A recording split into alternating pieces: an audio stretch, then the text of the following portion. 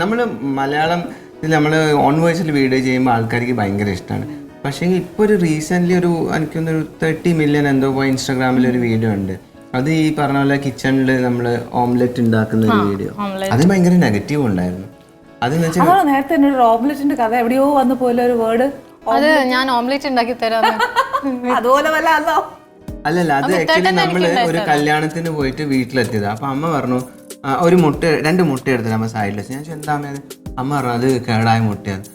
നമ്മള് ഇപ്പൊ വീഡിയോ ഉണ്ടാക്കാം. അപ്പൊ ഐഡിയ വന്നു, കേടാ എന്തായാലും ചാടാൻ പോലെ എന്നൊരു കണ്ടന്റ് ചാടാന്ന് വെച്ചാൽ ചേച്ചിക്ക് അറിയോ? കളയാ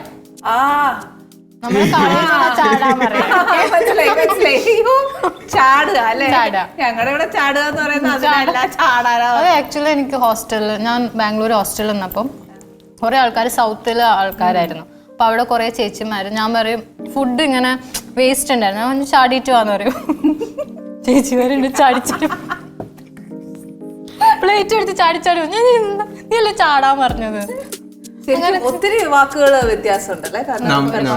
നമ്മളിപ്പം പറയുന്ന ഭാഷ കുറച്ച് നമ്മളിപ്പോ യാത്രയൊക്കെ ചെയ്ത് ബാംഗ്ലൂരൊക്കെ നിന്നുകൊണ്ട് കുറച്ച് മാറ്റം ഉണ്ടാവും. പക്ഷെ അമ്മയൊക്കെ പറയുന്ന അമ്മ എന്ന് പറഞ്ഞ ചിലർക്കൊന്നും മനസ്സിലാവില്ല. അമ്മ സ്വതവേ ഭയങ്കര സ്ലോയില വർത്താനം പറയാം. അതിന്റെ കൂട്ടത്തിൽ നമ്മുടെ കുറച്ചുകൂടെ ഇതായിട്ട് പറയുകയാണെങ്കിൽ എങ്ങനെയാ പറയുന്നത്? ഇപ്പൊ നിങ്ങൾ പറയുന്നത് കുറച്ചുകൂടെ മനസ്സിലാവുന്നല്ലേ പറയുന്നത്? അപ്പൊ അമ്മയൊക്കെ പറയുന്ന പോലെ അങ്ങനെ ഒരു വാക്ക് ഒരു വരി തന്നെയല്ലോ എന്ന് പറഞ്ഞ് അമ്മ മൊത്തം കണ്ണൂർ ഭാഷയിൽ പറയുമ്പോൾ ഒന്നും തിരിയൂല നമുക്ക്. ഇപ്പൊ ചേച്ചി എന്നാ ഇന്ന് രാവിലെ ഉണ്ടാക്കിയേ, രാവിലെ എന്നാ വീട്ടിൽ ഉണ്ടാക്കിയേ ഇഡ്ലി നല്ലോണം വെന്തിനാ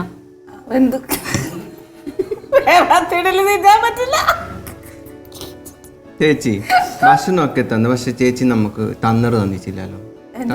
തന്നറല്ലേ ഇവിടെ ഇരിക്കുന്നത്? തന്നറല്ലേ ജ്യൂസാ? ചേച്ചി വേഗം പോയിട്ട് ബാക്കിൽ ബയ്യപ്പുറത്തോട്ട് ഒരു കുറച്ച് തന്നർ എടുത്തിട്ട് തന്നർ കുടിച്ചാൽ വേഗം പോയിട്ട് ബയ്യപ്പുറത്തോട്ട് കുറച്ച്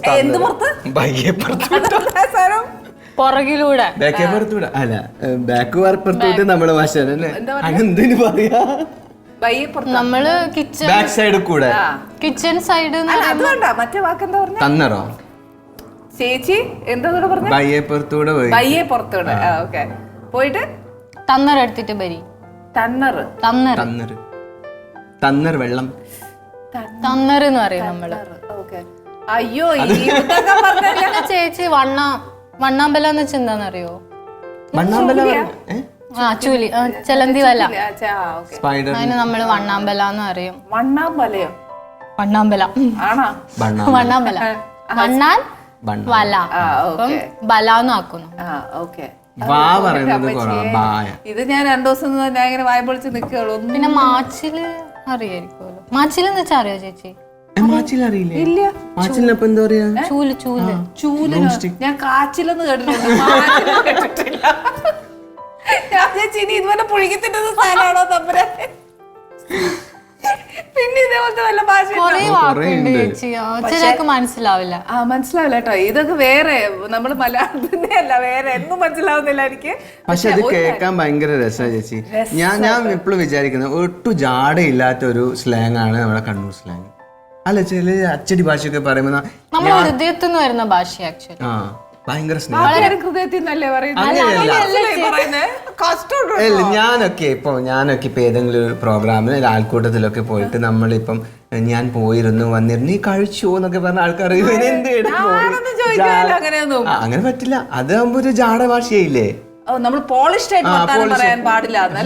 നമ്മളെ കണ്ണൂർ ഭാഷയിൽ നമ്മളായിട്ട് പറഞ്ഞു കഴിഞ്ഞാൽ നമുക്ക് ഒരു പ്രശ്നമുണ്ടാവില്ല. സത്യം, അതിനോട് ഞാൻ യോജിക്കുന്നുണ്ട്. നമ്മൾ വെറുതെ പോളിഷ്ഡ് ആയിട്ട് പോയി ഒരു, പക്ഷെ ഒരു കാര്യമുണ്ട്, അവിടെയും നമുക്ക് പരിമിതികളില്ലേ. ചിലടത്ത് ചെന്നിട്ട് അങ്ങനെ പോളിഷ്ഡ് ആയിട്ട് വർത്താനം പറയേണ്ട സ്ഥലങ്ങളുണ്ട്, അല്ലാത്ത സ്ഥലത്ത് അല്ല. ഇപ്പൊ ഇവിടെ ഇരുന്നോണ്ട് ഞാൻ ചോദിച്ചു പൊളി കഴിച്ചു പറ്റിയല്ല.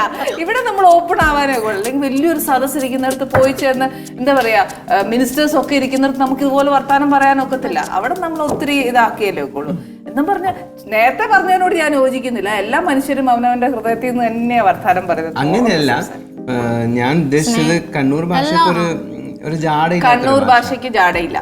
തൃശ്ശൂർ ഭാഷയ്ക്കും ജാടയില്ല, കോട്ടയം ഭാഷയ്ക്കും ജാടയില്ല, ആർക്കും ജാടയില്ല, എറണാകുളം ഭാഷയ്ക്കും ജാടയില്ല, ആർക്കും ജാടയില്ല. കണ്ണൂർ ഭാഷയ്ക്ക് ഒരു പ്രത്യേകത അന്നല്ലേ, എന്നാ ബാക്കി ഭാഷയ്ക്കൊക്കെ ഞങ്ങൾക്ക്. അത് ഓരോരോ നാട്ടുകാർക്കും അവരുടെ ഭാഷ.